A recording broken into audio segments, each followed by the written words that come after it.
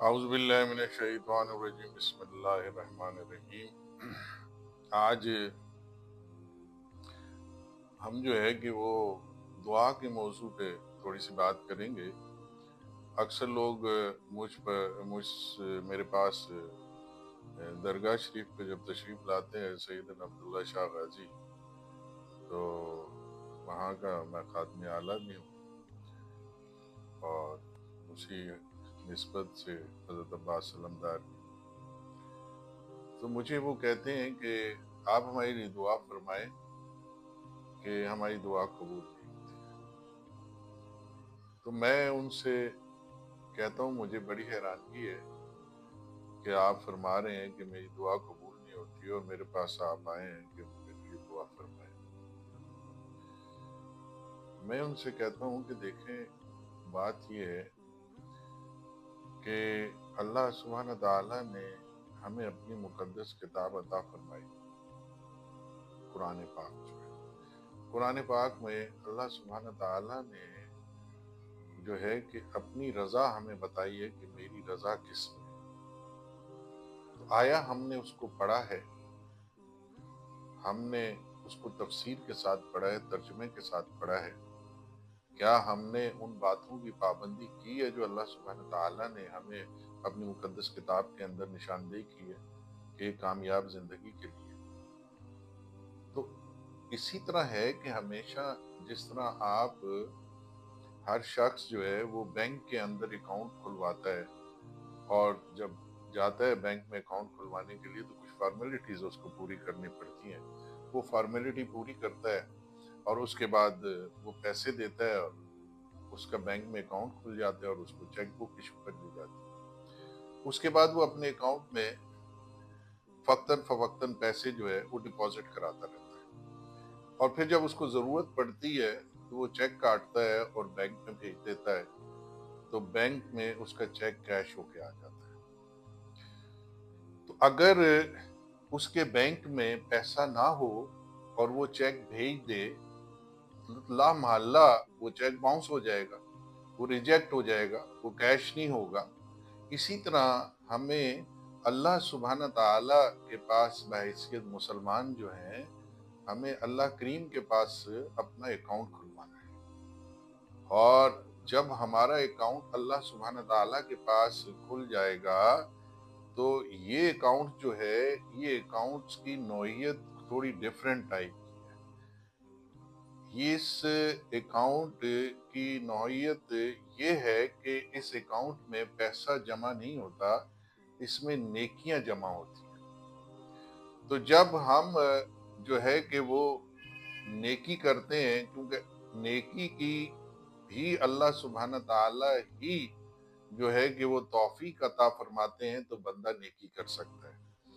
تو نیکی میں جو ہے کہ دیکھیں، ہم جو ہے کہ وہ ضروری نہیں ہے کہ ہمارے پاس مال متاع نہیں ہے تو ہم نیکی جو ہے وہ کر ہی نہیں سکتے یا نیکی قابل ہی نہیں، ایسا نہیں ہے۔ نیکی دنیا کی واحد ایک ایسی چیز ہے کہ جو ہر غریب اور امیر جو ہے وہ کھلے دل سے کر سکتا ہے اس میں۔ اب نیکی میں ماں باپ کی خدمت، ان کی عزت، ان کا احترام بھی آ جاتا ہے۔ نیکی میں بزرگوں کا احترام بھی آ جاتا ہے۔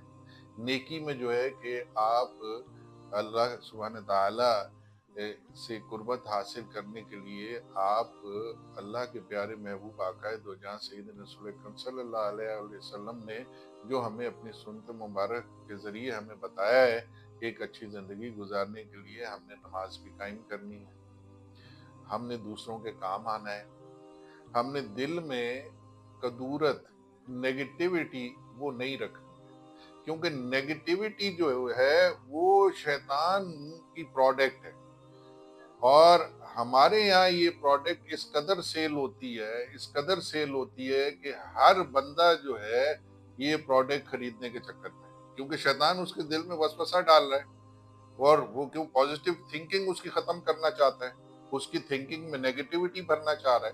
اب نیگیٹیوٹی یہی ہے کہ آپ نے کسی کے کام نہیں آنا، آپ نے کسی کا ادب و احترام نہیں کرنا، آپ نے نماز قائم نہیں کرنی، آپ نے جھوٹ بولنا ہے، آپ نے فراڈ کرنا ہے، آپ نے ہر وقت دوسرے کے لیے نقصان کرنے کے لیے سوچنا ہے کہ میں کس طرح اس کو لیٹ ڈاؤن کروں گا، میں کس طرح جو ہے کہ اس کی عزت خراب کروں گا. یہ نیگیٹیوٹی ہے اور یہ شیطان کا شیوا ہے، یہ پروڈکٹ ہی شیطان کی ہے. اور پھر ہم کہتے ہیں کہ نیگیٹیوٹی دل میں رکھ کے پھر ہم بولتے ہیں بڑے فخر کے ساتھ، او جی دل ہے نا، دل میں تو رب بستا ہے، یہ اللہ کا گھر ہے دل جو ہے. ارے بھائی بات سنیں، آپ ایک کمرے کے اندر آپ کو رات کو قیام کرنا پڑ جائے اور اسی کمرے کے اندر ایک کونے میں غلاظت پڑی ہوئی ہو اور اتنی بدبو آ رہی ہو، تو کیا آپ پوری رات وہاں پہ قیام کر سکتے ہیں یا اس کمرے کے اندر سو سکتے ہیں؟ بالکل نہیں سوئیں گے. آپ باہر روڈ پہ سونا پسند کر دیں گے لیکن اس غلاظت و گندگی میں سونا آپ پسند نہیں کریں گے. اسی طرح اللہ سبحانہ تعالیٰ پاکیزہ دلوں میں قیام فرماتے ہیں اور پاکیزہ دلوں میں آتے ہیں. آپ اپنے دلوں کے اندر سے یہ قدورتیں، یہ نفرتیں، یہ نیگیٹیوٹی تو نکالیں، اپنے دل کو تو صاف کریں کہ اللہ سبحانہ تعالیٰ جو ہے اس دل کے اندر آئیں. اور پھر جب آپ نیکیاں کریں گے، رب سے محبت کریں گے، رب کی قربت حاصل کریں گے، اور پھر اللہ سبحانہ تعالیٰ نے خود کہا ہے سورۃ فاتحہ کے اندر، اللہ نے تو سکھایا ہے اپنے بندے کو.